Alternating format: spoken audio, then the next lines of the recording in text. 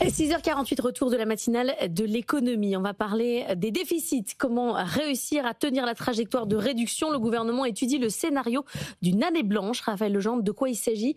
Est-ce que c'est crédible? Oui, alors l'année blanche, c'est une idée simple que tout le monde peut comprendre et assez efficace, mais qui n'est pas facile à mettre en œuvre, Laure. L'idée simple, c'est qu'on bloque les dépenses au niveau de l'année précédente. 2025, c'est plus de 1700 milliards d'euros de dépenses publiques. Je pense qu'on a un petit peu de marge pour l'année prochaine. Donc on bloque les compteurs de l'État, des collectivités locales, sans même les augmenter de l'inflation. L'année prochaine, c'est 1,6% qui est prévu.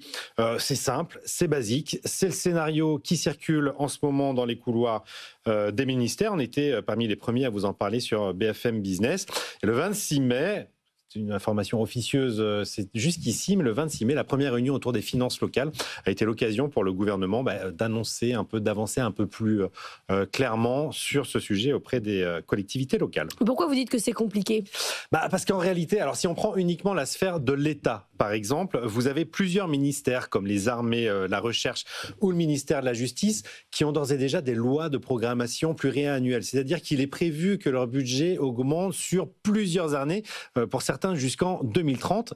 Les armées, par exemple, c'était plus 3,3 milliards de dépenses cette année. Ça sera encore plus de 3 milliards de hausse l'année prochaine. Donc, dans ces cas-là, en cas d'année blanche, ça veut dire que vous devez trouver des économies sur les autres ministères, environ 5 milliards d'euros. Ça, c'est pour l'État. Et pour les collectivités locales, bon, on sait comment ça se passe chaque année. Je ne vais pas vous refaire le dessin. Dès que ça arrive au Sénat, on limite les économies. On sait qu'on a du mal à faire plus de 2 ou 3 milliards d'euros, surtout en année prémunicipale. Donc, à mon avis, l'année blanche, on n'y sera pas. Ça rapporterait pourtant, là, encore une fois, près de 5 milliards d'euros. Et pour la Sécu? Alors ça, c'est l'enjeu numéro 1. Alors, la Sécu, vous le savez, c'est le gros des dépenses. C'est plus de 22 milliards de déficit cette année. Il a doublé en 2 ans le déficit de la Sécu. Une trajectoire hors de contrôle, a encore rappelé la semaine dernière Pierre Moscovici à la Cour des comptes. Il faut donc s'en préoccuper en priorité.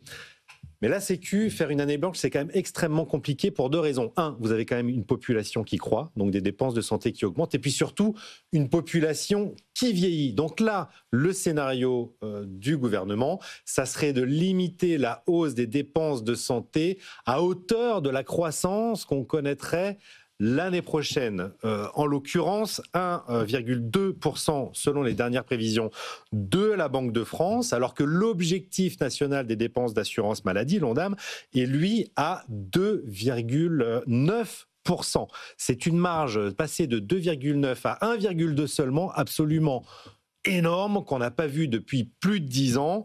Ça rapporterait quand même 6 à 7 milliards d'euros d'économies sur la sécurité sociale.